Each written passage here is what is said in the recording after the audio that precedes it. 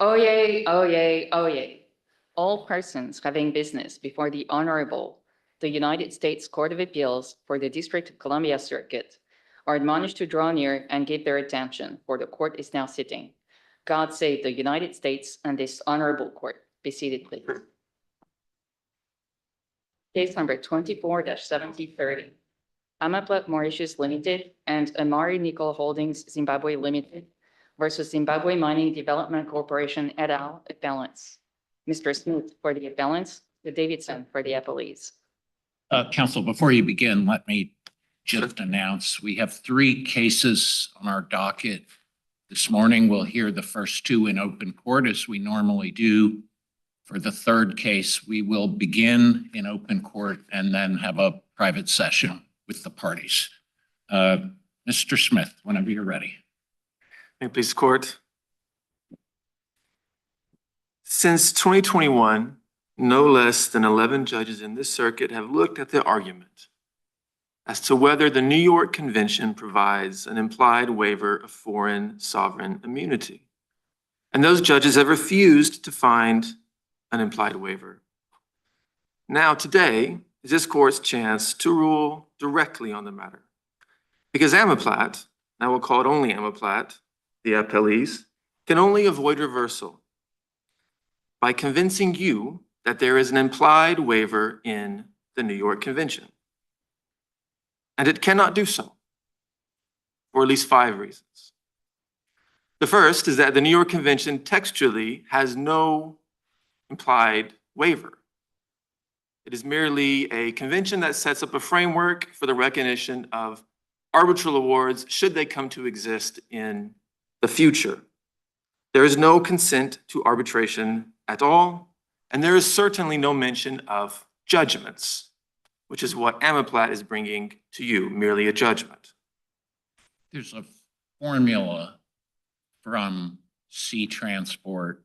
Yes, sir. Created in sea transport. Yes, sir. And embraced in Creighton.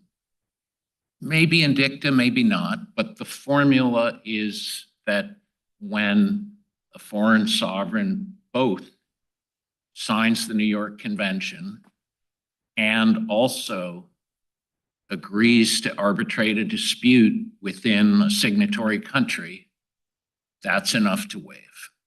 Yes. What's wrong with that? Well, I mean, I think there's a few problems that are wrong with it. First, that doesn't get to judgments. Fair enough. So even in the best case scenario. Yeah, let's just start on sea transport has 2 parts. Correct. Let's start on the first. The first one. What's wrong with that? Well, because the convention itself is not consent to arbitration. So a state can enter into be a contracting party to the convention and never arbitrate. So there's not necessarily an expectation that there would be this award that would have to be enforced. Why the formulation is 1 + 2. Correct, right? And so I think that's the first part of it, is that you have to have this consent to arbitration, which you don't have. And so that kills the expectation that is inherent in sea transport. This notion that states should have somehow viewed it into the future. And then I think that whenever we break it down into this case, it gets even more difficult because they're trying to bind Zimbabwe, right? That didn't sign the arbitration agreement. So even less so. Put aside attribution for now. Okay. Just trying to get my arms around sea transport. Sure. I think that the clearest way to look at sea transport is really the way that the United States had put it in their amicus in Nextera, which is that there has to be a consent to arbitration, right? And there just isn't one in the context of the New York Convention. And I think that sort of ends the entire analysis as it relates to sea transport. You consent Yes, to sir. arbitrate Yes, sir. in a jurisdiction that's signed the New York Convention, and sovereigns are not unsophisticated litigants. They know the background law. The background law is that awards in New York Convention countries, signatory countries, can be enforced in other signatory countries. Yeah, and that's why we look at the contract, right? So is there actually consent to arbitration? Because It's not there in the convention, right? You have to have the contract, or in some cases, the treaty. And I know that, and sir, I've read your dissent in Zhongshan, so I don't want to get into all the components of a treaty, but there has to be some kind of an agreement. I mean, I've spent a lot of time thinking about that dissent, but I- one key difference on my view of Zhongshan, what cut against enforcement was that case was predicated on sovereign acts. Correct. This one is predicated on commercial acts. So if all we're talking about is the commercial acts of a foreign instrumentality, I mean, the background presumption going all the way back to the early 1950s is that there's no immunity. There's no sovereign immunity to be overcome. Sir, I would say back to the 1950s, Tate letter. I'm not so sure, right? And even after the Tate letter, it is, I think, a bit unclear. And I don't think we really get to a greater level of clarity until 1970. And by the Right. time of by the time this dispute arose. Correct, yeah. So I think the reason I'm going back to that is just to show how there really isn't this kind of overwhelming consensus and historical context into which we can put the New York Convention to find an implied waiver, right? And I think that's why whenever you look at the FAA, or not the FAA, the Foreign Sovereign Immunities Act, you have the implied waiver and the arbitration exception. Because there are two things, two provisions doing two different things. One is whenever you have the contract with the consent, and the other is for the three categories that this circuit has found in the context of Kaczynski and the later cases of when an implied waiver exists. And so that's really why we go back to the actual existence of the contract or the agreement, and whether it's commercial or not, it still has to be there. The New York Convention doesn't have it.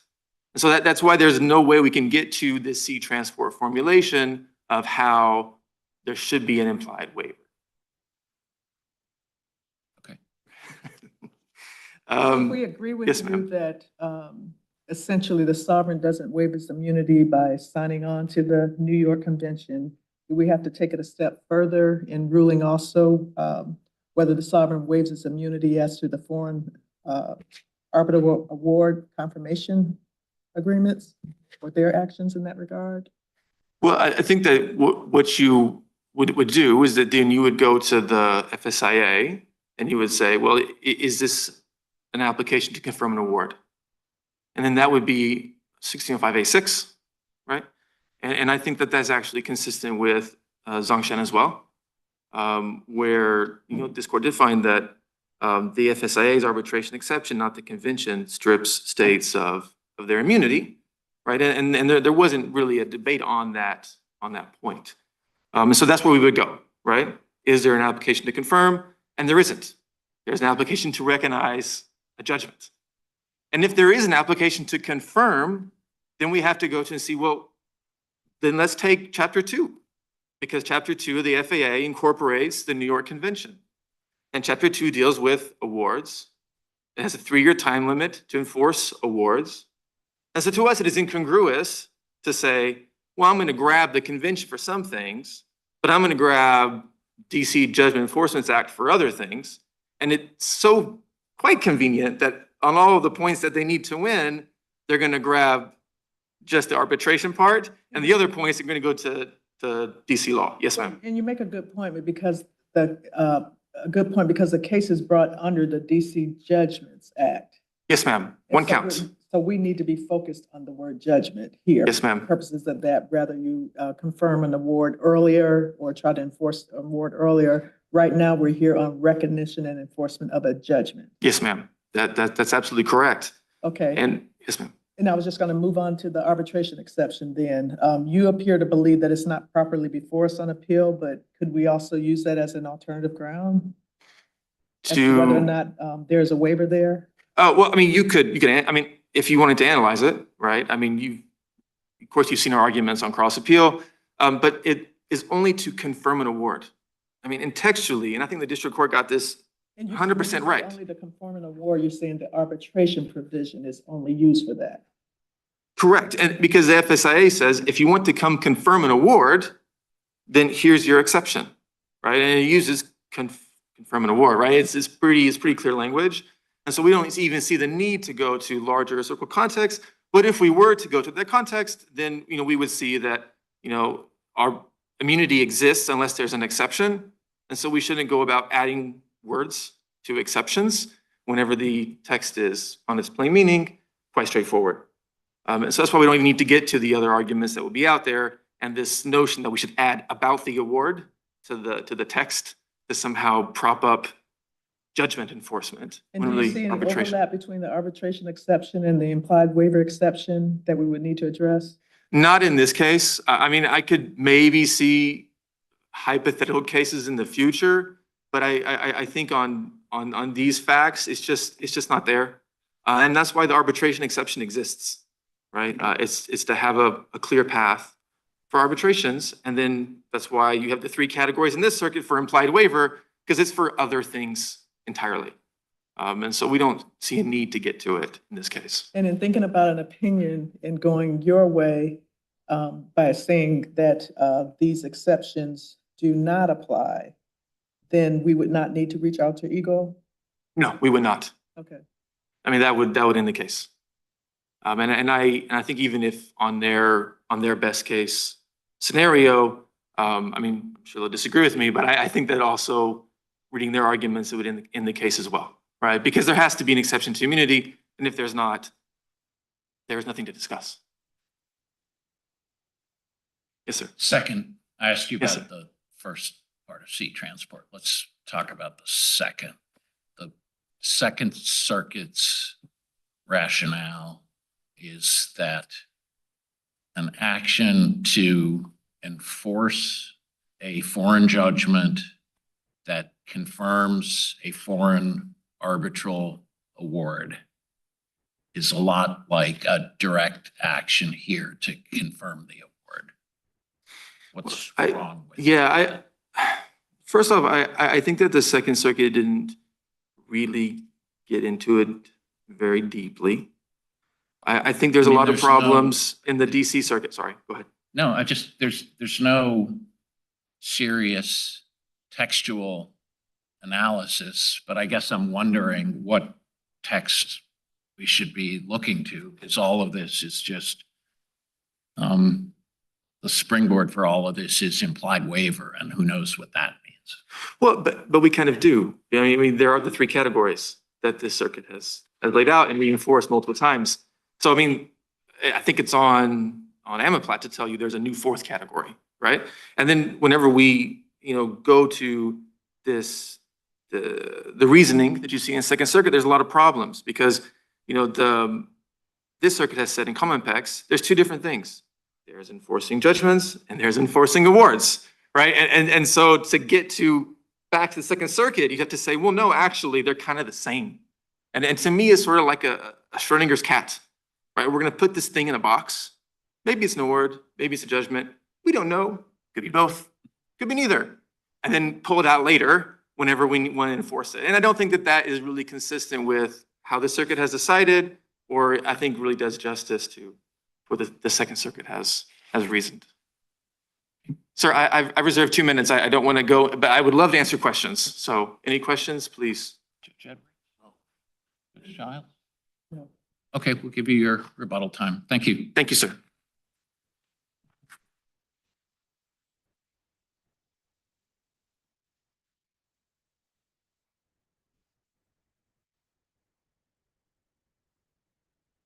Good morning. May it please the court, Stephen Davidson on behalf of the plaintiffs below and appellees. Your honors, in our view, defendants waived their sovereign immunity in two ways: by implication under the A1 implicit waiver and by the arbitration exception of A6.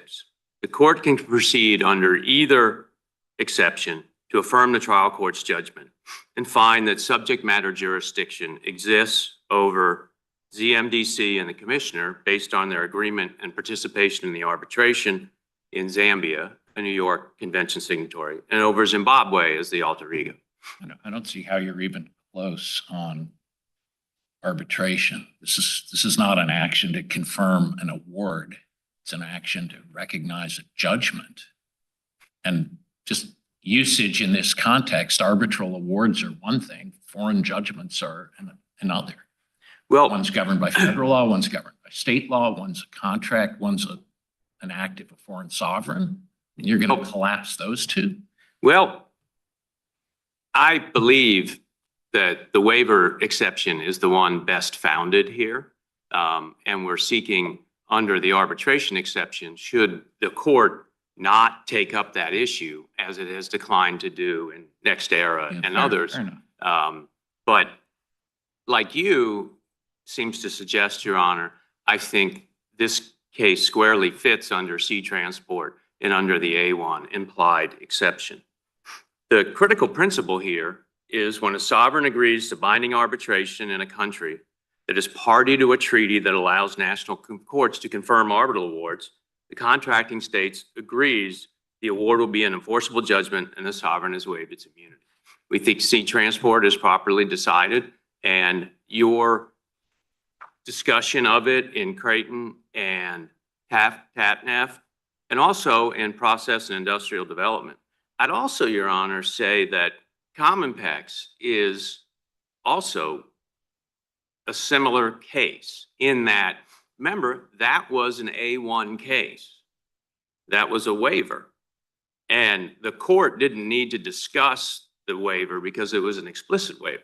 But we're in the same section of the FSIA, and we would say Commonpex is just like us, except we're saying an implicit waiver rather than an explicit waiver. So we've also in this circuit indicated that you need strong evidence of the sovereign intending to waive its immunity.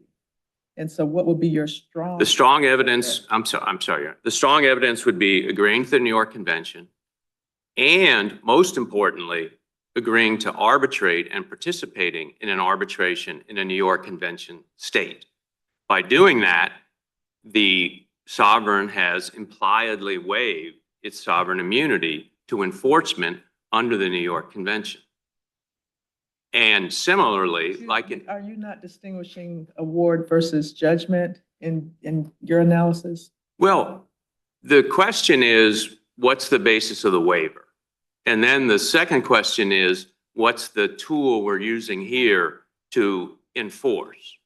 So as to the first question, and in response to Your Honor's question, the basis of the waiver is agreeing to the New York Convention, agreeing to binding and final arbitration in a contracting state. That's the basis of the waiver. And then we have a procedural question, second question of what's our methodology of enforcement? And here, as Your Honor has pointed out, it's under the Uniform Act, DC's version of the Uniform Act, to turn the Zambian judgment into a judgment of this court. And we believe that falls squarely within what Commonpex did, finding a waiver under A1 and then allowing an enforcement under the Uniform Act, not the FAA, which has, as you know, a 3-year statute of limitations. The Uniform Act has a 15-year statute of limitations, so we're well within that. And that allows us to proceed here. And to the extent the court is troubled by the U.S. position in different filings here, most recently in Next Era, I don't know if it's fair to say from these briefs the U.S. has taken a position that it shouldn't apply, that is, the A1 shouldn't apply. They invited the court to decide Next Era and other cases on the arbitration waiver, which... But Next Era was to confirm an award. Correct. And I guess my point of these types of questions are that there seems to be distinctions in utilizing the terms confirm an award versus recognizing and enforcing a judgment. Those terms are different. I agree, but I don't think that goes to the question of whether there's been a waiver. Because the waiver question is taken separately from the procedural mechanism that we've employed here.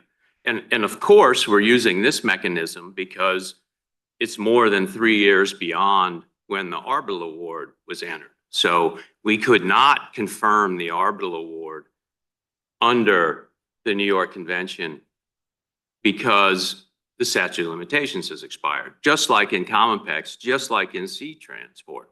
And we think this case falls under those. But I'm going to And push you one more case. We have Commissioners Import versus Republic of the Condos, 757 F3rd 321 DC Circuit 2014, which indicates that recognizing a foreign judgment is distinct from an action to enforce an arbitral award.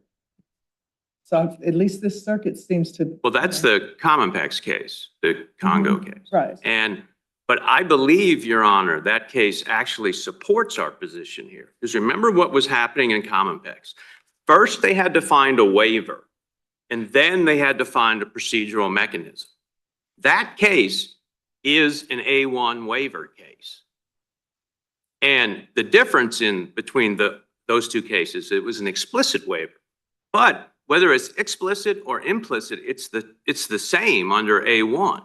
So this court allowed a creditor, just like in this situation, who had a foreign arbitral award beyond the 3-year statute of limitations of the FAA, and allowed confirmation, recognition and enforcement of the judgment here because they found that the sovereign had waived its immunity. We rejected an argument that the statute of limitations governing the confirmation action, the FAA confirmation action, carries over to the uniform judgment Right. recognition. Right. And I'm not We trying. didn't separately address. No. And I'm not Waiver. suggesting, I'm sorry, Your Honor. No, I mean, I'm not suggesting the court did that. I'm just saying that our case is the same. The court didn't need to go through a detailed discussion of the we waiver. didn't decide No. the I waiver question. understood. I'm just saying that So we're left a little bit with kind of a mood and a vibe of that case. And part of it is helpful to you, right? Presumption against preemption, you can go on parallel tracks, right. but part of it is harmful to you. I mean, the rationale was, as Judge Childs has been suggesting, actions to recognize awards, confirm awards, are just different from actions to domesticate judgments. I understand that. And I think that using that logic, it would be unhelpful to our A6 argument. But I think it is not unhelpful to our A1 argument because in Commonpex, like in this case, the court had to find a waiver. I think there's two distinct questions here. The court allowed a creditor, just like us, to enforce a foreign judgment that had recognized an arbitral award. And I don't think there's any question, based on Commonpex, Sea Transport, and others, that you can do that. The question is, have you proved subject matter jurisdiction by virtue of a waiver of sovereign immunity? And here we are saying that the basis of that waiver comes from the agreement to join the New York Convention and arbitrate final and binding in a convention state. And if you take the US brief in Next Era, I think we can actually use it to our advantage. Because what the US was concerned with there and in prior amici was that it did not believe simply signing on to a convention amounted to enough evidence to show the sovereign had waived its immunity. But in that brief, the United States suggests, however, if you have that plus an agreement to arbitrate, that could be sufficient. You need both steps. Right, which we have here. But let's just drill down on that a little bit. One part of Creighton says that an agreement to arbitrate in a jurisdiction that has signed the New York Convention is insufficient to support an implied waiver, right? I would think as between that, the agreement to arbitrate in a New York Convention jurisdiction, like that's a much stronger argument for a waiver than simply signing the New York Convention. I, Signing the New York Convention doesn't commit the state to arbitrate anything. So if it's not enough for the state to specifically commit themselves to arbitrate in a jurisdiction that has signed the New York Convention and the state knows enforcement law and how the New York Convention works, that's not enough. Then how does it become enough when they then sign the New York Convention? well, it becomes enough when they sign the convention and agree to arbitrate in a New York Convention state and agree to final and binding arbitration. It just seems like signing the New York Convention by itself has nothing to do with anything. And the US explains that in its brief. I mean, by signing the convention, the signatories have agreed to allow the enforcement of an arbitral award in their jurisdiction. I mean, that's what Article 5 says of the New York Convention. So I take the point of Your Honor and what the United States says, but I don't need to fight that fight because here we have that plus the arbitration. So to us, in this case, that's a bit of a theoretical question. And also, Your Honor, let's take through, if we're wrong and A1 doesn't apply to this situation, that has significant other effects, which we believe shows that. So before you go to A6. Actually, I'm still on A1. Okay, all right. I'm just saying that Finish that up. if A1 doesn't apply, and assuming A6 doesn't apply, so our only avenue is A1, Okay. that would also eliminate state-to-state arbitrations from the waiver of A6. Because A6, the arbitrations have to be between private parties. So I don't think when the amendment adding A6 was added in 88, they meant to eliminate the state-to-state arbitrations could be covered. And also, if you think literally. I'm sorry. Now, the point of that. The point of that is to say that the particulars of A6 shouldn't be invoked to narrow what would otherwise be the scope of A1. correct. That's a much more coherent way of saying it. Which just brings us back to the scope of A1. And I mean, again, we've talked about the first part of C, transport. Right. And I think Tell me about the second, because even if these two steps, signing the convention and agreeing to arbitrate a dispute, right? Even if that gets you exposure to actions to confirm awards, and the New York Convention is all about that. It's not about enforcement of judgments. right. But again, all of our discussion goes to whether there's subject matter jurisdiction. The convention and the whole rationale of that second part of C, transport, is that the action to domesticate the foreign judgment is closely related to a different action to confirm an award. Like, that sort of made sense to establish pendant jurisdiction. I don't know why it makes sense to establish a waiver of immunity. well, again, the waiver of immunity comes from what the sovereign did. And then, And what the sovereign did under the New York Convention was create exposure to actions to confirm awards. and the To second, recognize and enforce Right. within the treaty language. right. And also then by agreeing to arbitrate in the convention state, they've exposed themselves to confirmation of that award, which the FSIA doesn't speak and the New York Convention don't speak to particular ways of doing that. And you in Commonpex endorsed using the Uniform Judgment Recognition Act to accomplish that. Anything, Judge Edwards? Thank you. Yeah, thank you.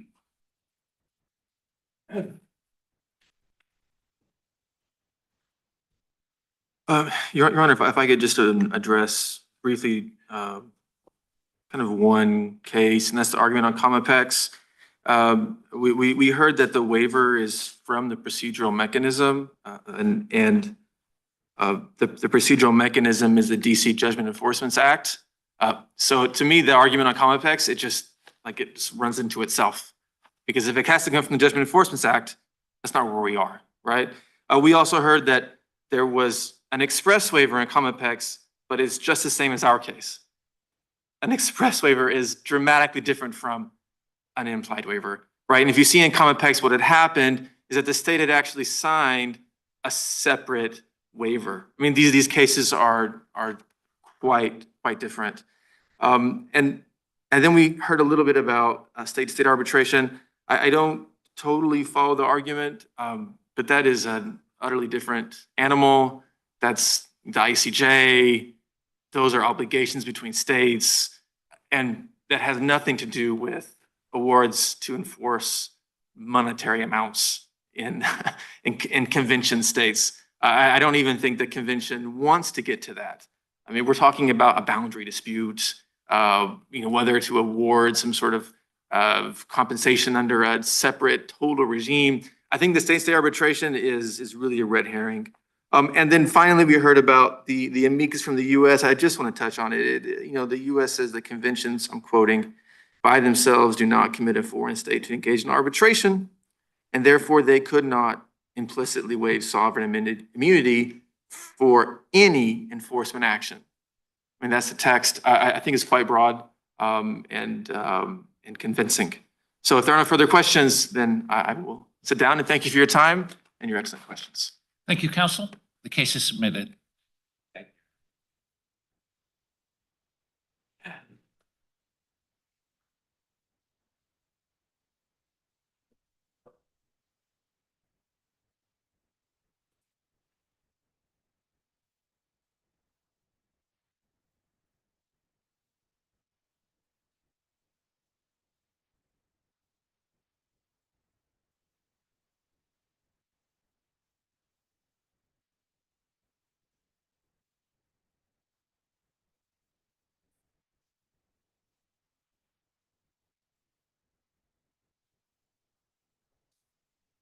Case number 24-1004, Radio Communications Corporation petitioner versus Federal Communications Commission and United States of America. Mr. Welch for the petitioner, Mr. Sorensen for the respondents.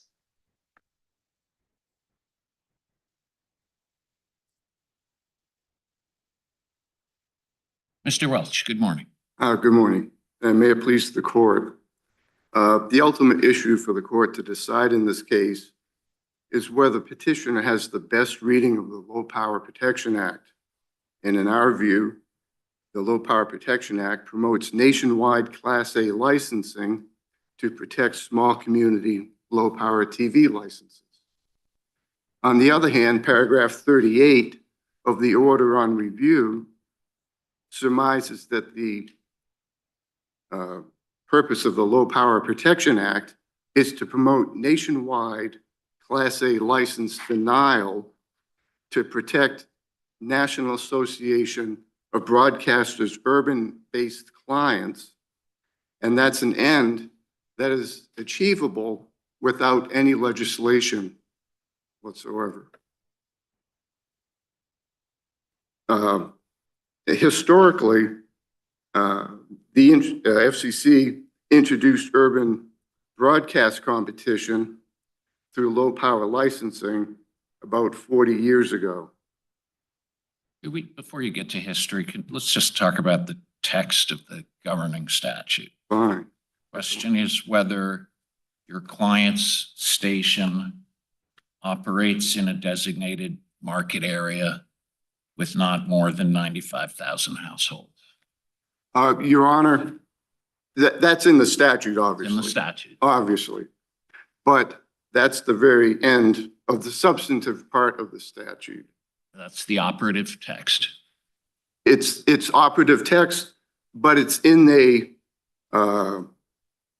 that's the only place. It's an eligibility requirement. It's an eligibility requirement, and it's the only place in this act where there's conceivably an argument that the The eligibility. that the Congress intended to limit eligibility as the FCC construes it.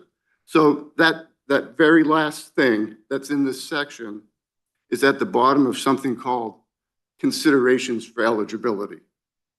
What is the designated market area in which your client operates? It's Hartford, New Haven, right? New Haven, yeah. Yeah, okay. So a lot more than 95,000 households in that designated market area. Yes, but there's not 95,000 in my client's licensed area. No, but the statute is keyed to the DMA. I would disagree, Your Honor. Okay. So How you can you started disagree? out your It says, Go ahead. how can you disagree? That's what the statute says. Well, I can disagree if we don't jump to the end of the statute, I'm not,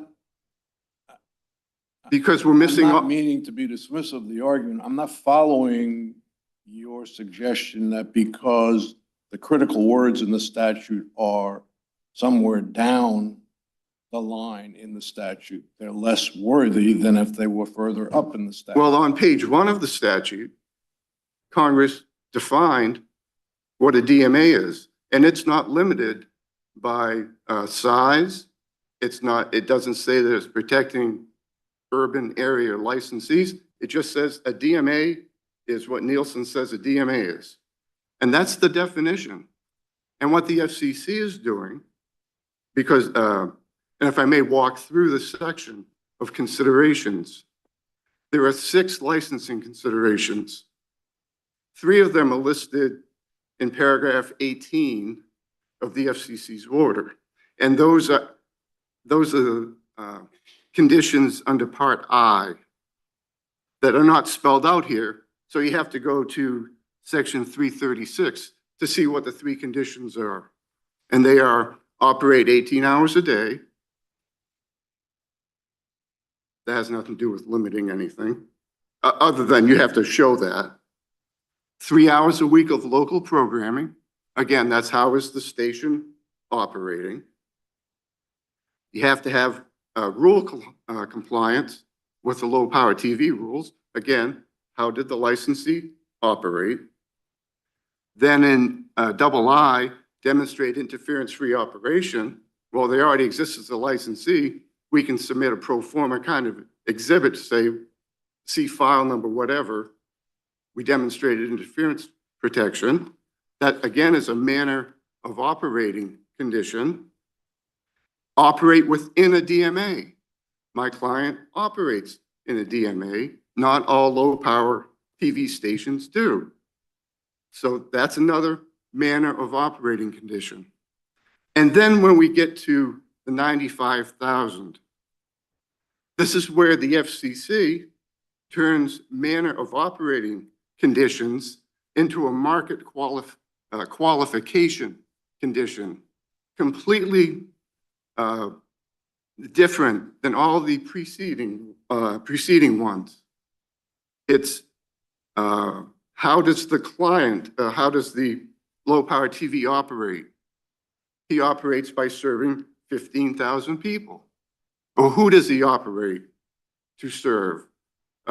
15,000 people. That's how we view it. These are all licensing manner of the low power TV. You know, you started out your presentation with stating that we need to look at the best reading of the statute as opposed to just going to the plain text of the statute, which indicates operates in a designated market area with not more than 95,000 television households.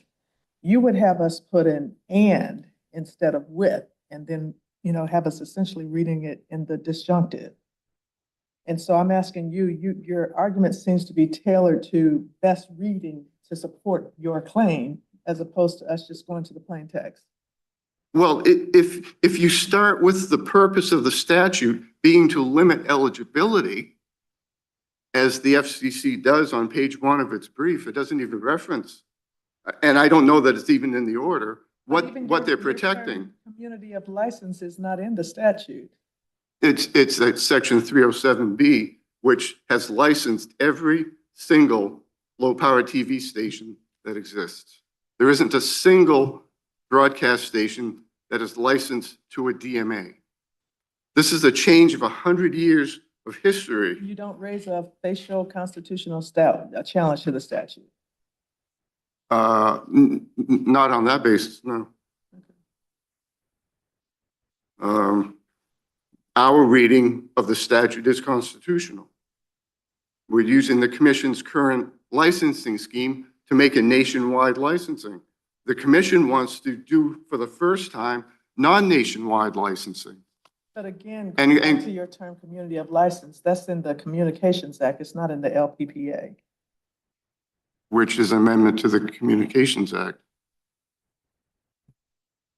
So we can't ignore language in the statute. And we brought that up with the commission, but we didn't get a response. So I was hard pressed to say, to counter anything on that point, because there's nothing there. What about your 100-year history? Well, that has nothing to do with it, but it has everything to do with it.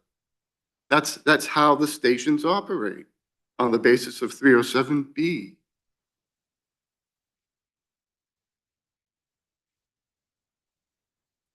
Now, perhaps an interesting aspect of this is the commission says that the statute's clear, plain, straightforward, simple, unambiguous, but then it needs to alter the definition of DMA by adding 95,000 to it. Well, if Congress had wanted 95,000 TV households to be the standard, it would have made it part of the definition. But it didn't. It made it part of how does the licensee operate section of the statute.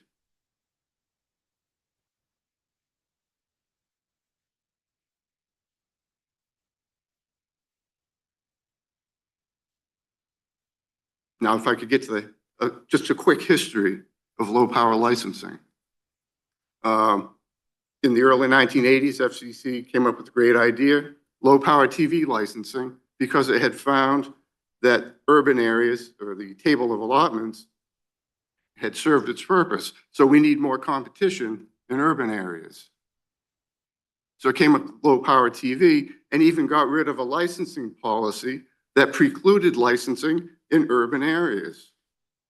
But the FCC, its plan of low power TV was fundamentally flawed because it left the low power TV stations unprotected to being taken over in effect by the current urban licensees. And Congress twice, I'm sorry, Your Honor. I'm just asking if my colleagues have any questions. I'll give you 30 seconds to wrap up and we'll give you rebuttal time. Okay, thank you. The FCC failed to protect the stations, and Congress twice told the FCC, protect low power TV. My client lost the station the first go round, and now we're in the second go round, and the commission isn't protecting low power TV again. In our view, it's just not doing it. It's not serving 98% of the country. Okay, we understand your position. Thank you. Thank you.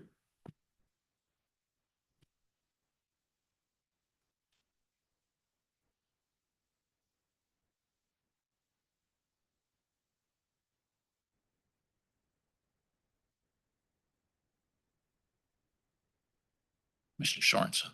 Good morning. May it please the court, Adam Sorensen for the government. I think the parties agree, and your honors well understand based on your questioning, that this case really comes down to the plain statutory language.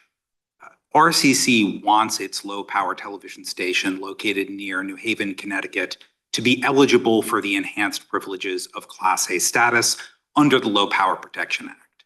But as Congress made crystal clear in Section 2C, 2B of that statute, eligibility is restricted to stations that operate in a designated market area with no more than 95,000 television households. I think that straightforward conclusion resolves this case, and the court really need not reach most of petitioner's other arguments. The best reading of the Low Power Protection Act is that Congress meant what it said. The definition of DMA is clearly laid out in Section 2A2 of the statute. It refers directly to Nielsen Media Research's method of dividing TV markets or an equivalent. The commission here looked at it, decided there was no equivalent. And I don't think the commission is sort of adding any additional language there. The with no more than 95,000 language comes directly from Section 2C2B of the statute and is most naturally read to apply to the immediately preceding language, the designated market area term. Just thinking about what the RCC has stated about the amendment to the statute. So how would you read the LPPA and the Communications Act together, trying to cut against this? Sure. I don't think that there's any conflict at all with Section 307B. That provision imposes a general obligation on the commission to allocate broadcast facilities, channels, licenses fairly, efficiently, and equitably among the several states. It doesn't have anything in particular to say about low power television, about designated market areas. And so it's just sort of a general background principle. And I think the more specific requirements of the LPPA control over that general provision and to the extent of any conflict. But again, I don't think there's any conflict here. We have this 95,000 threshold applies without respect to which state the DMA falls within. And so there's really no tension at all there. And then they also made an argument about the commission's failure to respond to its Interstate Commerce Clause comment. Why didn't you respond? And if you had responded, what would you say? Sure. So I don't think the commission is required to respond to every single comment that commenters raise. We addressed most of RCC's obligations. The order mentions RCC some 30 times. With respect to the particular Commerce Clause issue, the Communications Commission has been regulating broadcasting for a century now, and I think it's very well established that even local television broadcasting falls within the congressional power over interstate commerce. And if we were to respond to that issue, I think we would say that both on a technological level, the allocation of spectrum is an inherently federal issue because the signal contours of even a remote station can reach beyond state lines and interfere with the operations of signal in other states. Also, it's economic activity which substantially affects interstate commerce. You have national affiliates which sometimes operate these low power stations. And so I don't think there's any question under well-established precedent that this is consistent with Congress's commerce power. And why did the FCC determine that the Class A eligible would not be entitled to the must-carry rights?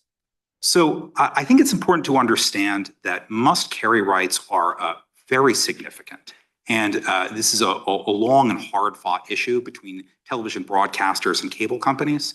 And I think Congress understands that and would not, through complete silence, import these very significant rights to Class A stations without saying anything, either in statutory text or history. Another thing to understand is that Class A status does not transform a low power station into a full power station. So with certain exceptions not relevant here, low power stations don't have must carry status. And so the status quo that Congress was dealing with when it enacted this statute was that low power stations, including Class A stations, don't get must carry rights. And there's really nothing in the statute that would indicate to the commission that Congress had even considered the issue, let alone taken the very significant step of extending must carry rights to Class A stations. If the court has no further questions, we ask the petition be denied. Thank you.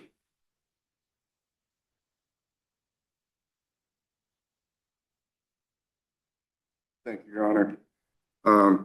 So the must carry is an interesting issue. In 2004, Congress adopted an amendment to the Communications Act involving the Satellite Home Viewers Improvement Act. And in that act, they covered must carry issue for satellites. who can assert must carry on satellites. And Congress specifically added language to the Communications Act to say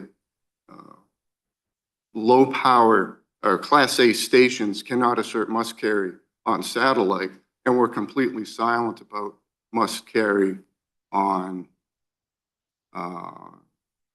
the terrestrial landline cable TV system.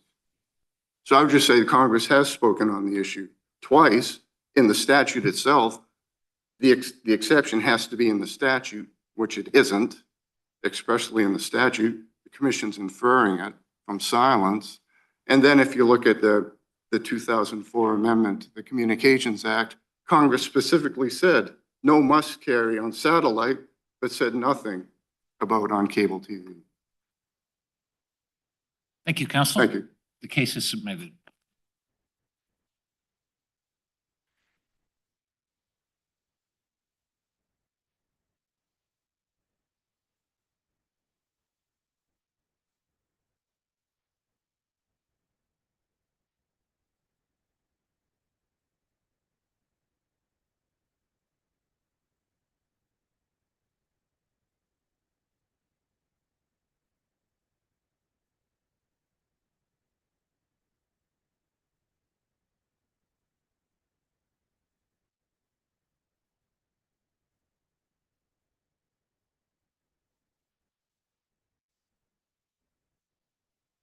Case number 24-5050. Yanping Chen versus Federal Bureau of Investigation, Catherine Herridge, appellants. Mr. Philbin for the appellant, Mr. Phillips for appellee Yanping Chen. Mr. Philbin, good morning. Good morning, Your Honor. Thank you, Your Honor. Please be mindful, we're in open court. We will have a chance to discuss the sealed material with you later. Yes, thank you, Your Honor. May it please the court, Patrick Philbin for appellant Catherine Herridge, and I've asked to reserve 3 minutes of my time for rebuttal. Your Honors, in ordering Ms. Herridge to disclose her confidential sources to plaintiff and then subsequently holding Ms. Herridge in contempt, the district court flatly misapplied this court's decision in Zerilli versus Smith. And that's the decision in which this court outlined how the First Amendment journalist privilege applies to protect confidential sources. And really the central question in this appeal is the nature of the test set by Zerilli. So this morning, first, I'd like to address Zerilli, explain that it calls for a genuine balancing test and one that is heavily weighted to ensure that the First Amendment privilege prevails in almost all cases. And then to address here how properly applied, that balancing test shows that the subpoena to Ms. Herridge should have been quashed and the order of contempt should be reversed. Now, Do we I need want to to raise require- the podium or speak down a little. You're fading in and out a little bit. Sorry, Your Honor. I was going to say, do we need to require the balancing test or just not prohibit it? I think it is required. It is the test that was set by Zerilli. The court's language in Zerilli was, But Zerilli was followed up by Lee. yes, and in Lee, Your Honor, the court had a somewhat truncated analysis, but I think that saying that the analysis can end without that balancing is inconsistent with Zerilli. And Zerilli is. Where is Lee saying? And you're ignoring Lee. And by saying that it's truncated is not a compelling argument, at least from my view. Lee pretty clearly, I think, rejects what you're suggesting, and I don't see Zerilli compelling what you're suggesting. I'm not even sure I understand what it is, but let's assume that a reference to balancing can be described in a meaningful way. I'm not sure where Zerilli says that is the case must be, and where Lee says something that's consistent with that. In Zerilli, Your Honor, the court said that to determine whether the privilege applies, courts should look to the facts of each case, weighing the public interest in protecting the reporter's sources against the private interest in compelling disclosure.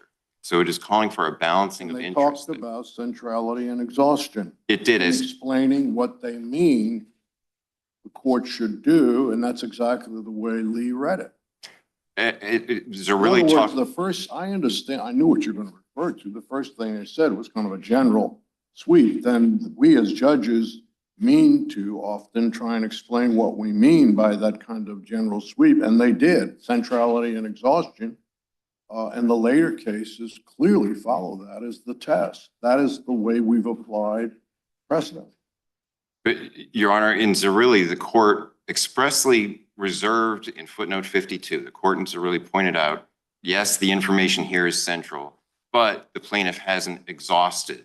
But then it dropped a footnote to say, even if you had exhausted, we're not saying that means you would get access to the sources. And here's, I think, the critical thing in a Privacy Act case like this.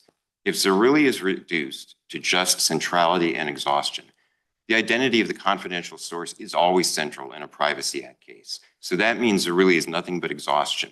But you're not, again, you're reading away from Lee. That isn't the way we operate. Well, Your Honor, Lee is a starting point. Lee picks it up and explains what the law of the circuit is. to the extent that Lee is And the inconsistent. footnote, again, that's why some of us don't use them. I don't know what that shows, quite honestly. It just doesn't. Your Honor, It's kind of a laughable footnote, really. It says nothing. But we do that sometimes because we're nervous when we're writing. And so we say something, but then when the next panel reads it, I haven't the faintest idea what that means. When Zerilli is followed by Lee, Lee clearly says we have a two-part test, and that's what Zerilli said. well, Your Honor, with respect, Lee applies a two-part test. It does not discuss whether there is any further balancing. It's not as if the court said, people have argued for balancing and we reject that. And I think that's reflected in the fact that Judge Rogers, who was on the panel in Lee, joined those voting for rehearing en banc. And he wrote a short opinion saying, this is really the first case since Zerilli where we've been called upon to describe what Zerilli means.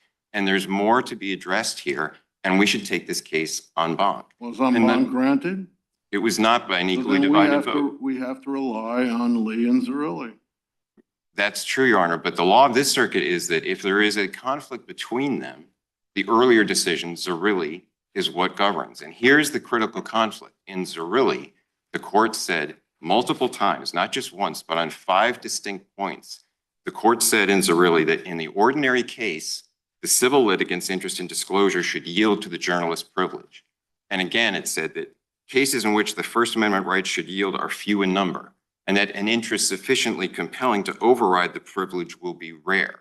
And again, that the privilege should be overridden only in rare circumstances. But if you reduce Zerilli to That's all fine, but I do occasionally use footnotes, and I take footnote 52 to actually be very important but very harmful to you, Yeah. because it says we are reserving the question, what happens when there is centrality and exhaustion, right? The reporter wins because there's no exhaustion. right. The court specifically reserves the question, what happens when there is centrality and exhaustion?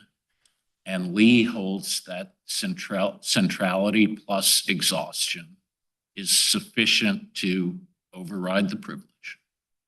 But in Zerilli, here is the conflict, Your Honor. In Zerilli, the court made clear that the privilege has to prevail in the ordinary case.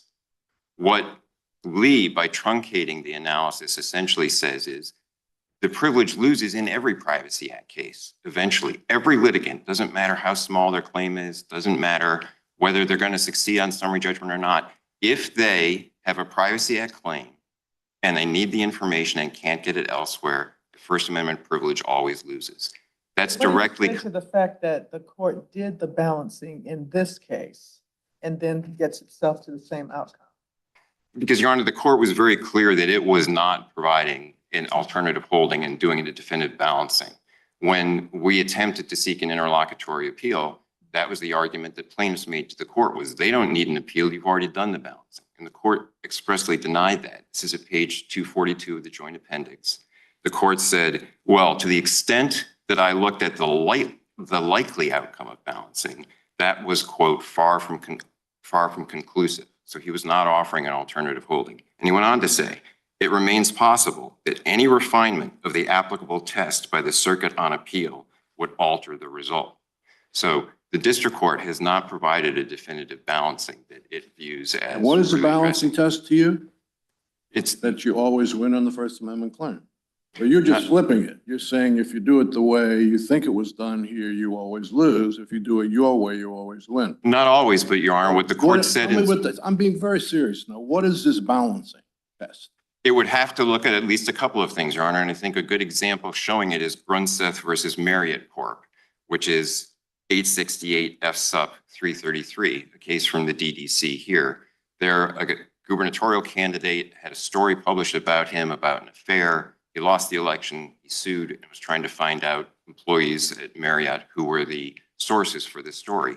And the court looked at centrality, it looked at exhaustion, but then it also said, finally, plaintiff has demonstrated no overwhelming or compelling societal interest in overcoming the presumption favoring First Amendment protections for a reporter's sources. What does that mean? This is not, the court would have to look at what interest is being advanced by the Overwhelming litigation. societal interest.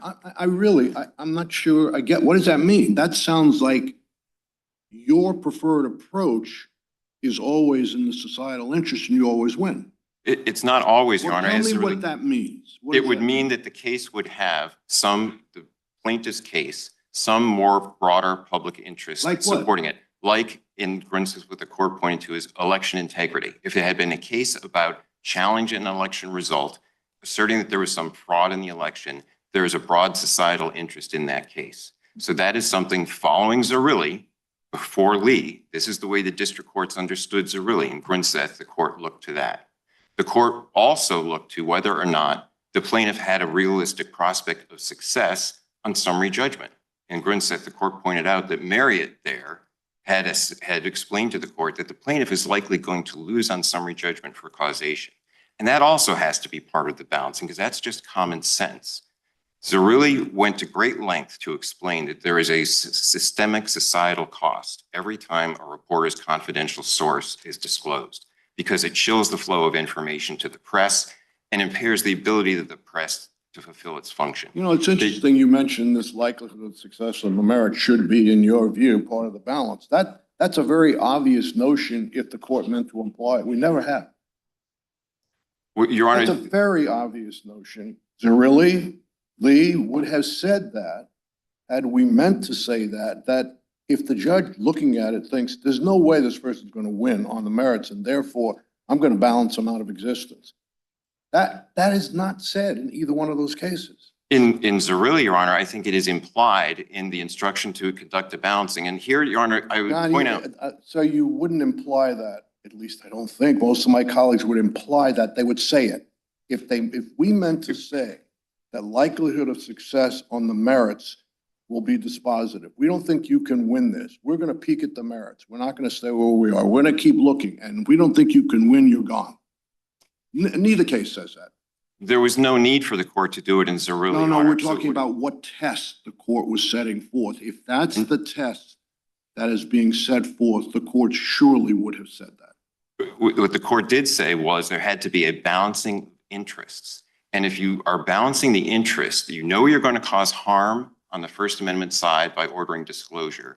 What is the interest on the other side? If the interest on the other side is a case that's about to collapse at summary judgment, that necessarily affects the way that interest can weigh in the balance. I hear how you're reasoning out, and I'm just telling you the way I think judges think, at least some of us think. And- If that is a crucial consideration, I can't imagine how it's not stated. It wasn't stated in Zerilli, Your Honor, because the court could basically get off the train at you haven't exhausted alternatives, and it didn't need to go fleshing out every detail that goes into the balancing test. But other courts that apply the same sort of balancing repeatedly have understood that you do have to look ahead to the merits. That's what the First Circuit did in Bruno and Stillman versus Globe newspaper. It's in our briefs. It expressly said that before ordering disclosure, you have to look to see if the plaintiff is going to establish a jury issue on all the elements of their claim at summary judgment. Other state courts confronted with the same issue about First Amendment protections for reporters' sources.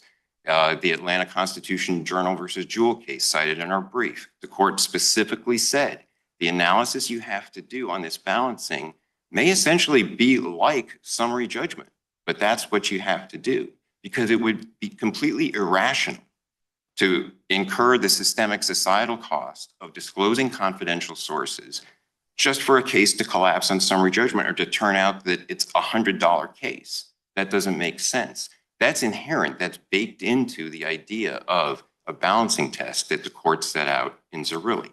And as to Lee, Your Honor, the briefing in Lee was very diffuse because there were multiple different reporters with multiple different stories. There was a lot of different arguments about, is this central to the case or not? Have they exhausted as to this reporter's sources and that? And it wasn't presented as being about what is there more to do in Zerilli, really until the petition for rehearing stage. And that's why Judge Rogers, who was on the panel, voted for rehearing. And as Judge Tatel pointed out, look, Zerilli said the First Amendment privilege has to prevail in almost every case. You have to have an extraordinary showing to overcome it. If you reduce Zerilli to the arid factors of centrality and exhaustion, then the requirements of the most trivial litigation would trump core First Amendment values. And why wouldn't you consider those two factors to be burdensome? I mean, if you looked at centrality from the standpoint of your case could be won or lost on the identity of the source.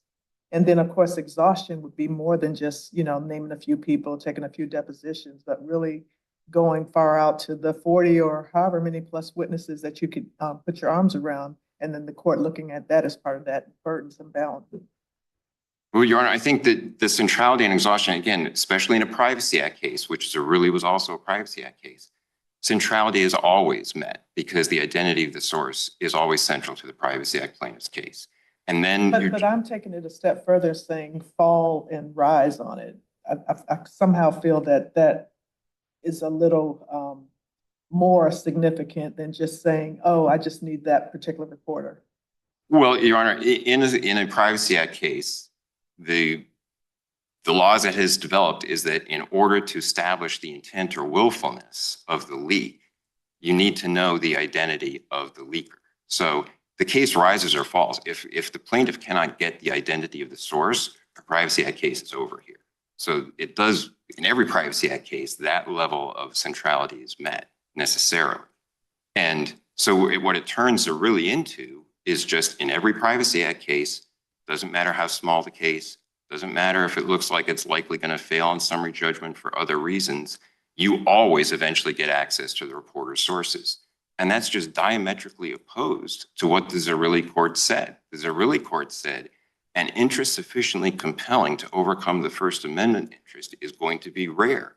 It can't be that every single Privacy Act case automatically counts because Zerilli itself was a Privacy Act case. It's already baked into Zerilli when the court was explaining this very heavy weighting in favor of the First Amendment, that Privacy Act cases aren't that special. Again, to Judge Edwards' point, if the court had thought every Privacy Act case is that special, it would have said something like that in Zerilli, and it plainly didn't. It said the opposite.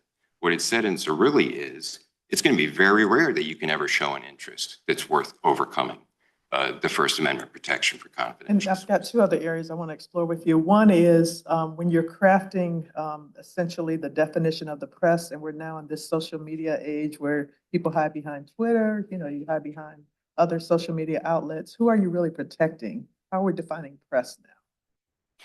Well, Your Honor, I think that's a question that the court would have to address on a case-by-case basis going forward. But we're here, in this case, we're talking very traditional media. This was a story that was done when Ms. Herridge was at Fox News, and the stories appeared on Fox News.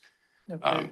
And then you mentioned the federal common law privilege as to whether or not we should go forward in that regard. And in the case of Jaffe versus Redmond, it was indicated that the testimonial privileges are evolutionary. Do you see anything having changed or being more nuanced now to where we're now there where we would actually try to develop a federal common law privilege? Well, Your Honor, I think since the time of Zerilli, more states have adopted, and that's what the federal courts look to in terms of the development of the common law. 49 states plus the District of Columbia have some sort of reporter's privilege. Why isn't that enough? Well, because, Your Honor, it wouldn't apply in a case like this in federal court. It's a Privacy Act case. It would only apply in state courts. And that's exactly why there shouldn't be such a disparity between the state court systems and the federal, where the state courts have all recognized that there's a need for this privilege. And But that's they also developed. have different dimensions to their particular elements of the law. They do have some different dimensions, but the core of it, Your Honor, that there is a First Amendment protection and many of those variations have to do with things like, is it a libel case or a defamation case where the reporters are the defendant? That's not the case here. So that doesn't affect this situation. I think all 49 states and the District of Columbia have rules that would apply to protect the sources in this case. And so it is a situation where the law has developed in favor of the First Amendment protection. I mean, you're trying to run away from centrality and exhaustion, which is how Zerilli was applied in Lee, and you're saying, well, the earlier decisions control over the later one, and you're asking us to focus on some very broad and arguably loose language from the first half of Zerilli, which is later qualified. But I mean, if we're going to do that, why don't we go all the way back to Carey and Branzburg and Garland? And if you look at those cases, the First Amendment interest is set off against a very powerful competing interest that courts have a right to every person's evidence. And the general rule is that journalists, like every other citizen, have to testify. And that's a categorical rule in criminal cases. And going back to Garland, it's the rule whenever the information sought goes to the heart of the claim. Well, Your Honor, Branzburg, I believe, is distinguishable because it's the criminal context. Sure, it was grand jury subpoena, and that's what this court acknowledged. I mean, Carey was pre-Branzburg, Zerilli was post-Branzburg, and that's what the court in Zerilli recognized, that there is a difference. Your account of the First Amendment, I mean, Congress could criminalize Privacy Act violations, right? It wouldn't violate the First Amendment for Congress to criminalize Privacy Act violations, correct? I think that's correct, Your Honor. Okay, and if they did that, your client could be hauled before a grand jury and forced to divulge her source, regardless of the facts of the case. That's true, Your Honor. If that's true, it's just hard to take too seriously this sweeping language that the First Amendment protecting reporters' ability to broadcast information that is unlawfully disclosed is like this hugely overarching value that has to prevail in all but the rarest of cases. Well, Your Honor, that is the language and the holding in Zerilli, that there must be a balancing of interests. And if you ignore the second half of it. No, I don't think so, Your Honor. I think it's entirely compatible with the second half, because all the second half. Balancing could be to decide how important the information is to resolve the case. It's not necessarily balancing for us to decide that one meritorious Privacy Act claim is more valuable than another because, how sympathetic the plaintiffs look. Your Honor, I think Zerilli is very clear that it is talking about looking at interests at stake, and the public interest it acknowledges, and it goes through a very specific discussion why there is a public interest in protecting reporters' confidential sources, because that's essential for ensuring the flow of information to the press. So that is clearly something that the Zerilli court for this circuit acknowledged and says has to be protected. And then at 5 points, it's not a passing reference, it's not just flowery language. At 5 points, the court went on to point out the First Amendment privilege has to prevail in all but the most exceptional cases. It's going to be very rare that you can ever put an interest on the private side, the plaintiff side of the balance that's going to overcome. Is there a public interest in protecting against the release of information that Congress says should not be disclosed? Your Honor, the potential libel that flows from that? I mean, you're talking about libel, as you can understand, maybe there, but isn't there at least implicit, if not explicit, libel in some of these Privacy Act cases? Because someone has allegedly been burned by information that Congress has said should not have been released. Well, Your Honor, that's something that very much distinguishes this case from earlier Privacy Act cases like Lee or Hatfield, where there were claims of defamation. There's never been any claim. No, of no, no, defamation. I'm saying implicit defamation, because I want to take you on your terms. It's a Privacy Act case. But undergirding it, we all know that the party who is involved in the dispute is saying, it's a Privacy Act case. I'm not bringing a libel action, but I've been libeled. And Congress has said this, let me just finish. Congress has said, we have decided as a legislator, this information should not be released. Your Honor, I think it's the case, whether it's the Privacy Act, whether it's some other sort of claim, wherever the law gives a potential plaintiff a cause of action, one could say that there has been a recognition, there is some public interest in vindicating But you're that right. saying it never can outweigh your notion of the First Amendment. No, Your Honor, not never, that there has to be a balancing, and the district court here didn't do the balancing. So take the Grunseth case. What if this were a plaintiff who had found out that a reporter did a story on potential election interference, and the reporter seemed to have anonymous sources who knew something about stuffing ballots or something like that, and the candidate had lost the election, and the candidate was suing to challenge the election results and wanted to know from that reporter who were the sources who talked about ballot stuffing. There is a huge public interest that potentially could outweigh the First Amendment. That's the sort of situation the Grunseth court suggested. That's the sort of analysis that Zerilli called for. You've got to actually look at what are the interests involved. And if I could. It seems like that's an argument that the Privacy Act is a bad or overbroad statute. Right.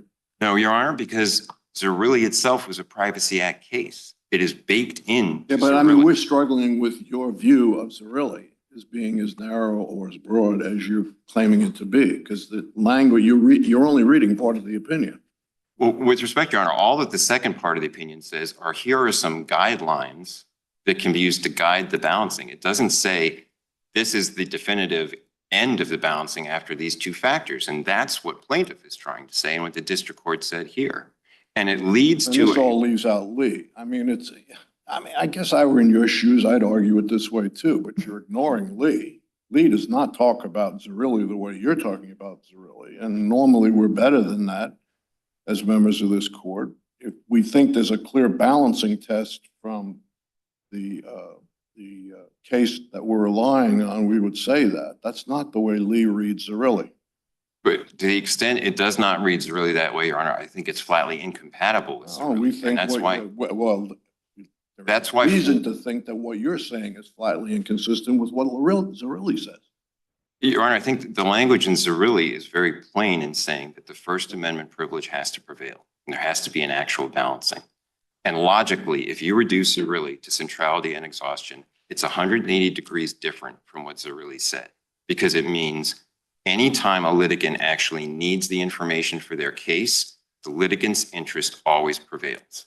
That's the rule that the district court applied. That's the rule that plaintiffs are advocating here. And you cannot reconcile a rule that says a litigant's interest always trumps the First Amendment with what this court said in Zerilli, because this court said exactly the opposite, that the First Amendment has to prevail in almost every case. And there has been nothing put in the balance here to show that plaintiff's case in this case presents sufficient interest to overcome the First Amendment. If I could just briefly touch on 3 points, Your Honor, that where the weaknesses are that show that there's not much in the balance on plaintiff's side of the case. The first is she's not going to be able to show damages because her damages come from DOD cutting off the money for her school on national security grounds and publicly announcing that it was doing it on Not all national. of them. I think probably all of them, Your Honor, because to the extent that, The private photographs. well, it would be, This is a statute that provides statutory damages for the harms stat, that are hard to quantify. I believe, Your Honor, that the statutory damages only kick in if the plaintiff has actually proved damage, some monetary damage. That's Doe versus Chow, 540 US 614. So the plaintiff would have to show actual monetary damages to be able to then become entitled to the $1,000 statutory minimum. So the fact that DOD made an independent decision based on a fact-finding record, and that's what I can't discuss here,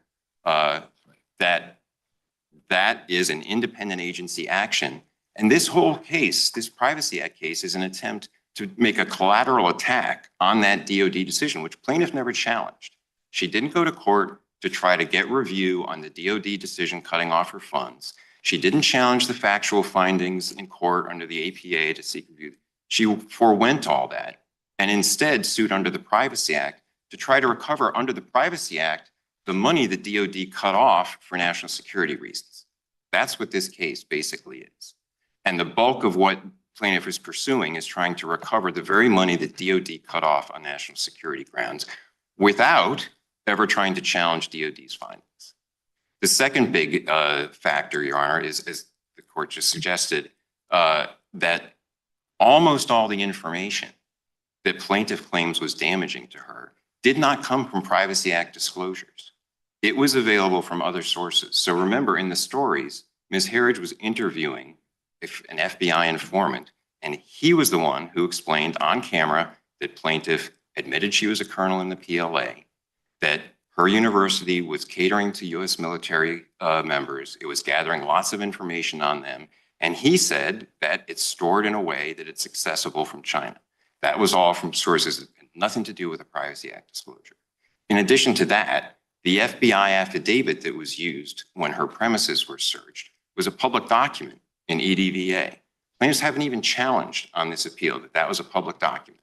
And everything in that FBI affidavit, which had transcriptions from the recordings where an informant wearing a wire had plaintiff admitting on tape she was a colonel in the PLA. And it had a description of all of the immigration forms where the plaintiff lied about her past in the PLA, and additional instances in which she lied to officers about her connections with the PLA.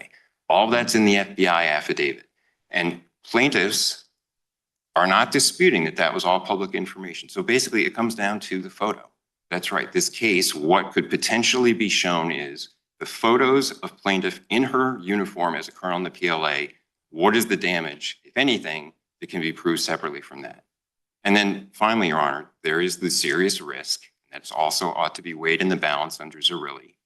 Given DOD's findings, which again, I can't go into in the open session, but there are very specific findings, it raises the serious risk that the plaintiff here was actually involved in making information about U.S. military members accessible in a way to the Communist Party of China, Chinese Communist Party, the PRC. And this Privacy Act litigation is an effort to recover funding for that activity. And that's also something that ought to be weighed in the balance in Zerilli. And this is, again, Your Honor, it's in the Grunseth case, it's in the First Circuit decision that other courts have recognized when you are confronted with this attempt to get a reporter's confidential sources, it's essential to weigh in the balance to take into account what is this going to look like on summary judgment? And what is this case actually trying to vindicate? And those are things the court should take into. Really did not compel the disclosure because the exhaustion requirement was not met. Correct. And I say that because you keep seeming to go with the premise that if we only have centrality and exhaustion, plaintiff is always going to prevail, because you seem to think that those are kind of low thresholds in that regard. But if you assume that over the course of the many depositions, the many interrogatories, that people are telling the truth, it seems like this information that someone is seeking, meaning the plaintiff, will come out. Well, Your Honor, that's, oath. yes, but that's why I say, Your Honor, it means the plaintiff would always prevail eventually. It's just an exhaustion requirement. And there will come a time in every case. But I'm saying when, wouldn't have to leak the source, your source.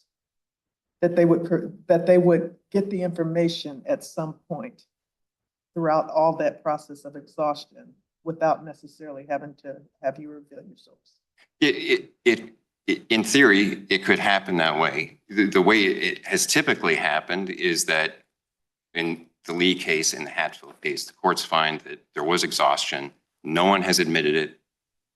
There's no way to get it except going to the reporter. And that's the way it ends up happening, is that it's trying to force the reporter to disclose.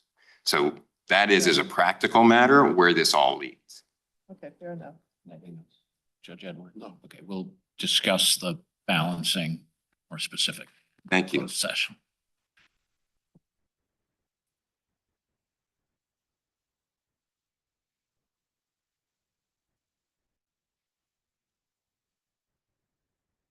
Mr. Phillips. Good morning, Your Honors. May it please the court. I want to start with Judge Edwards' question to Mr. Philbin about what is this balancing that Ms. Herridge is suggesting that the district court erred by failing to do. In this case, Ms. Herridge argues that the district court erred as a matter of law by failing to consider things like the potential amount of damages that Chen might be able to recover in her case, the risk that Chen may have passed information to a foreign government, whether the government's conduct towards Chen meets some threshold level of egregiousness, the general importance of confidential sources to the reporting process, and the fact that the reporting in this case related to national security. That kind of broad balancing, unmoored from really any factors or guidelines at all, it's a free-for-all grab bag that the district court can consider any argument that the non-party reporter throws at the wall that just cannot be squared with the plain language of Zerilli and Lee. As Your Honors have already noted, it is true that the Zerilli opinion begins with a statement about a broad general purpose to balance the plaintiff's interest in disclosure against the reporter's interest in protecting her confidential source. And Zerilli was actually paraphrasing Carey v. Hume with that. What Herridge ignores is that Zerilli did not stop there. It continued by explicitly stating— There's a little bit more in the first half, right? There's that statement in a Privacy Act case that the privilege must prevail in all but the most exceptional cases. Yeah, and So suppose we think that first part of Zerilli, including that statement, accurately states current law of the circuit. How would we operationalize that? Yeah, so I mean, I would— Other than this, as you can imagine, amorphous grab bag thing that we're all struggling with, but Mr. Philbin is right that the two-factor test will lead to disclosure of sources in Privacy Act cases. So a couple points on that, Your Honor. As you can imagine, I'd strongly disagree with the premise that that broad general statement is the state of the law in the circuit. We'd have to completely ignore Lee, which we can't do. Humor me. I will humor you. Ms. Herridge below and before this court has sought to portray the centrality and exhaustion requirements, to use a phrase that the district court used in another context, is basically a toll booth that can be passed with loose change. They're just easy requirements to meet in any case. As to centrality, I think it's important to consider that this test is not specific to a Privacy Act case. This test applies across civil cases. So I would argue that the fact that, and it's true, in a Privacy Act case, centrality is generally going to be established because the identity of the leaker, due to the mens rea requirement of the Privacy Act, is absolutely crucial to the plaintiff's case. But I would argue that is a feature, not a bug of the test. In the mine run of civil cases, information in a reporter's possession is much more likely to fall under the rubric of nice to have, would be great to know, I'd take it if I could get it, but it's not absolutely crucial to my case. There's actually only two circumstances that I've been able to find in this circuit where essentially the centrality factor is going to be satisfied. It's the Privacy Act cases, and then looking to Carey v. Hume, which was a libel case, and it was a public figure case, so the plaintiff had to establish actual malice. And that's where this court first explicated this centrality and exhaustion test, and the court in that case had no trouble saying it's absolutely central to the plaintiff's claim because the defendant reporter in that case was claiming that he had information from a source that negated actual malice, and so the plaintiff needed to know the identity of that source in order to prove his case. And that would be a great response if Zerilli itself were not a Privacy Act case. Zerilli itself is a Privacy Act case. So it doesn't, Well, but it wasn't limiting the test to Privacy Act cases is my point. And I think that— No, but this statement that the privilege almost always prevails was made in a Privacy Act case. That's fair, Your Honor. But then let's go to the second requirement. Zerilli itself, the same opinion, referred to the exhaustion requirement as quote unquote clearly very substantial. And it is. Zerilli suggested that a plaintiff might have to take 60 depositions before exhausting reasonable alternative avenues of discovering the leaker's identity. In this case, the district court referred to Dr. Chen as having pounded the pavement to uncover the identity of the leaker. She spent years. This case was filed in December of 2018. The subpoena to Catherine Herridge wasn't issued until the summer of 2022. So Dr. Chen spent years trying to fulfill that exhaustion requirement. There are probably not very many plaintiffs who are going to have the resources and the fortitude to do what that exhaustion requirement requires. That alone, I think, makes this an exceptional case. And then, Judge Childs, as you pointed out, if you do what Dr. Chen did and got testimony from 40 different government officials who all denied being the leaker, again, in the mine run of cases, you would think that if you're going to take dozens of depositions of folks who had access to this information, you're probably going to uncover the identity of the leaker and not have to seek it from the reporter. As Judge Childs also pointed out, not all plaintiffs satisfy the exhaustion requirement. Zerilli did not. There was the Linda Tripp case from the district court in 2003, sorry. She was denied discovery on the basis of having failed to exhaust alternative avenues. So the broader point being, Your Honor, that I think it is, the test by design is difficult for a plaintiff to meet, particularly as to the exhaustion requirement. And that does make this case an exceptional case. The Privacy Act was passed in the mid-70s. This is, by my count, the third time that this court has been dealing with, on appeal, a compelled disclosure from a reporter in a Privacy Act case. Zerilli, Lee in this case, in over 40 years. Turning back to Zerilli, the language I wanted to highlight for the court is, quote, and this is after that broad generalized statement about we want to balance, quote, a number of more precise guidelines can be applied to determine how the balance should be struck in a particular case, end quote. The court then identified centrality, exhaustion, and whether the reporter is a party, which is not generally relevant in these types of cases because the reporter is usually a non-party. Immediately after delineating those precise guidelines, the very next paragraph of the opinion, the court begins its analysis of the qualified privilege question in that case by saying, quote, applying these guidelines to the facts of the case before us, end quote, and then continuing, and as we've discussed, the court found centrality but did not find exhaustion. But if you have centrality and exhaustion as kind of your two markers, that seems to go more toward the private interest. How would we be considering the public interest? I would disagree with that, Your Honor. I actually think that both elements of the test are frankly more geared towards the public interest. If the public interest is protecting, a generalized protection of reporters' confidential sources, the centrality requirement ensures that a plaintiff's not going to get that information, again, unless it's crucial to his case. The case rises and falls with the information that the reporter has. And then again, the exhaustion requirement requires the plaintiff to go to great lengths to try to obtain that information from anywhere else before seeking it from the reporter. So I would actually argue the opposite, that I think both factors of the test are protective of the privilege. So are you suggesting that we just stick with centrality and exhaustion? Or is it possible to have an opinion that says we're not prohibiting the balancing should a district court want to go further? I think a fair reading of Zerilli and Lee is that centrality and exhaustion is it. Lee especially was crystal clear on saying, and the quote from that case is, Zerilli cites Kerry for the two guidelines to be used to determine when a non-party reporter has to provide the identity of her source in a Privacy Act case. I suppose you could argue that district courts are permitted to consider, whether Mercury is in retrograde, right? Like just because the opinion doesn't say you can't, but that's not a fair reading of Zerilli and Lee. It's also kind of irrelevant to this case.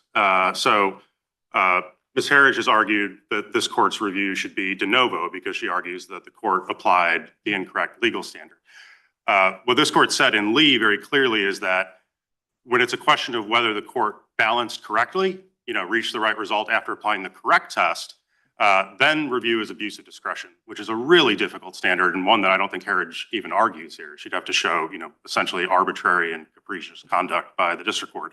So if this court holds that, not that the district court was required to conduct that balancing, but simply that it was permitted to do so, well, then I think the district court was within its discretion in saying, I'm not going to do that. And indeed, both in the order denying the motion quash and the contempt order, the district court addressed every single argument that Ms. Herridge makes to this court and explained in great detail why it thinks those things are, either irrelevant or not persuasive in terms of having much weight in a balancing analysis. With respect to the common law reporter's privilege, where you've got the 49 states that are going toward that privilege, Yep. What do you say with respect to offering a federal common law privilege? Yeah, so a couple things on that, Your Honor. One, I think there's a little bit of sleight of hand going on with the 49 states recognizing a reporter's privilege. The relevant question is not, is there a consensus that there should be some protection for non-party reporters against revealing their sources? This circuit has that. That's the qualified privilege test from Zerilli and Lee. The real question is there a consensus around a qualified test that includes not just centrality and exhaustion, but also requires this broad and amorphous balancing approach? And, even I invite you to look at Ms. Herridge's principal brief. She has an addendum to her brief at the end that lays out these in high level detail, the different shield laws or reporter privileges in the various states. What that addendum itself shows is they're all over the place. I think she claims that something like 22 states do require this sort of broad balancing approach. Her chart also shows that at least 13 don't, that have a qualified privilege. I actually could direct you to some statutes in certain states. So some of these states, it's, it's by statute. Some of these states, it's court order. But there are states that use the exact same test as this circuit already uses from Zerilli and Lee. And I'll point you to these are statutory reporter shield laws in Georgia, North Carolina, South Carolina, and Oklahoma. All have statutory journal shield laws. All of them are overcome by centrality and exhaustion. No balancing at all. That's the case in Michigan as well. That one's not statutory. It's by court order. But all that is to say that there is no consensus among the states. They can't even say that a majority of states utilize the test that they're arguing this court should adopt as common law. The other thing I would say on the common law privilege is I would just urge this court to, hear the words of Judge Cooper in this case below, Judge Collier in the Lee District Court case, and Judge Walton in the Hatfield case, all of whom address the question directly. Should there be a common law privilege that includes this amorphous kind of free-form balancing approach that Herridge wants us to use? Emphatically, all of those district court judges are, crying out to this court, please don't make us do that. We don't think it's workable. We don't think we're in the right position to be doing that. We don't want to make value judgments about, whether a given story is newsworthy or not, or, how worthy a given plaintiff is of having a right of relief that the law affords to. So I think, they've used language like extremely problematic, inherently unworkable. So, even putting aside the lack of consensus, and I'd add that, no federal court has announced the common law privilege that Ms. Herridge asked this court to. This court's had multiple opportunities to announce it before and has declined. So, for all those reasons, I would argue that, putting aside whether this court can enact a common law privilege, it should not for the very practical reasons given by the district court judges in this circuit.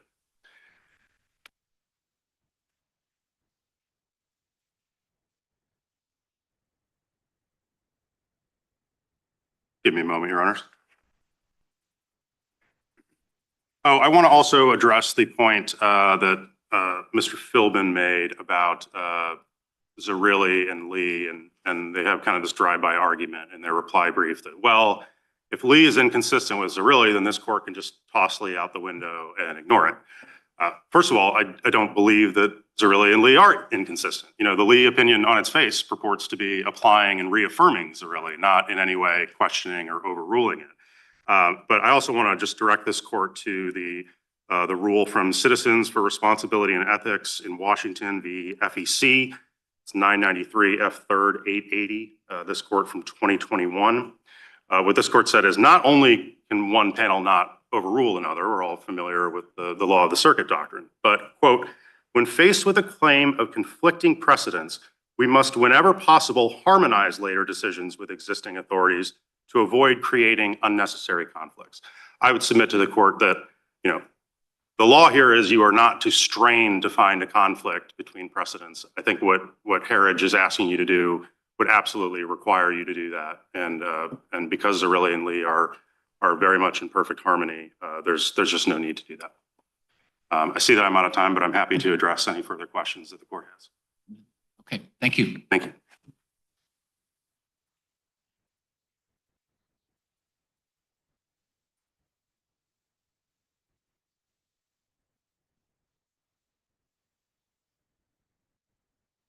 Thank you, Your Honor. Very briefly on rebuttal, just a few points. One is that I think that one thing the court pointed out in the colloquy with Mr. Phillips is really central, and that is Zerilli was a Privacy Act case. It was in the context of a Privacy Act case that the court repeatedly said that an interest sufficiently compelling to overcome the First Amendment privilege is going to be rare, and the privilege has to prevail in most cases.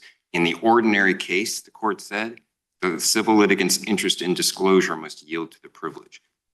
That applies to Privacy Act cases. And if the rule applied below, reducing it to centrality and exhaustion is the rule, then the plaintiff always gets the sources in a Privacy Act case eventually.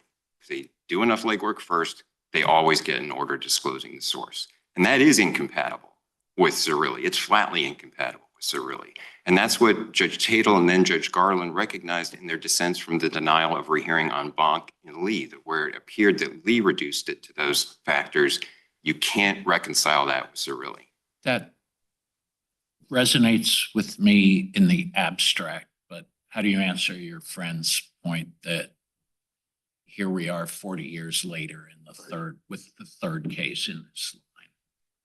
Well, Your Honor, I think part of what happens is that a lot of times these cases settle. That's what happened in Hatfield when there was another case in the district court where there was an order for disclosure and the district court did not stay its own order. This court intervened to stay the disclosure order, but then the case settled. And in dismissing the case, the court went out of its way in the per curiam opinion to note this case raised close First Amendment questions, right? So the court reached out to stay it and then sua sponte, rather gratuitously, pointed out that this raised serious First Amendment questions. And part of the reason that they come up only infrequently, Your Honor, is that there is a great pressure put on the media company that employs a journalist to come in and settle the Privacy Act case for the government to provide the deep pocket in order to protect the source. And the law shouldn't continue to develop that way. That's what happened in Hatfield. That's why it didn't come to this court, because there was a settlement, because there's so much pressure put on the media organization to protect the source, to ensure that the source won't get burned so that you won't have the effects on hobbling the ability of the press, that the cases don't get up to this court. And that's why it's critically important to revisit and clear up the rule in Zerilli. And that's why Judge Tatel and then Judge Garland and the others who joined them in voting for the rehearing on Bonk and Lee were pointing out, if you change Zerilli this way, you're flipping it 180 degrees and saying that the plaintiff in the Privacy Act case is always going to get the source. And that doesn't make sense. Mr. Phillips also made some points about the difficulty in doing this balancing or considering things. I would just point out again, Your Honor, if this court says there's no balancing, all you do is centrality and exhaustion, that'll be a square circuit conflict with Bruno and Stillman versus the Globe newspaper, where the First Circuit makes it very clear, you've got to look and determine whether or not the plaintiff is going to establish a jury issue on all the elements of their case before you order forced disclosure. And other courts, the state courts that we've cited, other courts have relied on Zerilli across the country for this concept of balancing. And if this court now says, no, actually, it's not balancing, it's a mechanical two-factor test, it's going to be in conflict with all those cases that have relied on Zerilli. Some of the state court cases we cite in our brief. The last point, Your Honor, very briefly, in terms of a federal common law and what is the law in the 49 states now. So I have a different understanding from Mr. Phillips on this. As we explain in our brief, in 21 states, there's an absolute privilege. So yeah, there's not balancing there because it's an absolute privilege. You never get the reporter's source, at least in certain circumstances for cases that are not libel cases. And in 22 states and the District of Columbia, where the privilege is qualified, then overcoming the privilege requires not just centrality and exhaustion, but showing the balance of interests. So that's 21 absolute, 22 qualified with balancing. And even Mr. Phillips mentioned Georgia as a case where he says there wouldn't be this balancing. In fact, the case we cite in our brief, the Atlanta Constitution Journal versus Jewell case, precisely a case about ordering disclosure of sources. And the intermediate appellate Georgia court there said very specifically, you've got to look at what is the plaintiff's case going to look like, even if that means looking at briefing that's like partial summary judgment. That's what you have to do before you order disclosure, because it would be totally irrational to burn the sources, have that effect on the First Amendment in the press for a case that's about to collapse. Okay, thank you, Mr. Philbin. Thank We'll you. take a brief recess while the CSOs secure the courtroom, and we'll be back with you all in a closed session. It's honorable court without the brief recess. Every month, we perform except for the attorneys and the federal law clerks.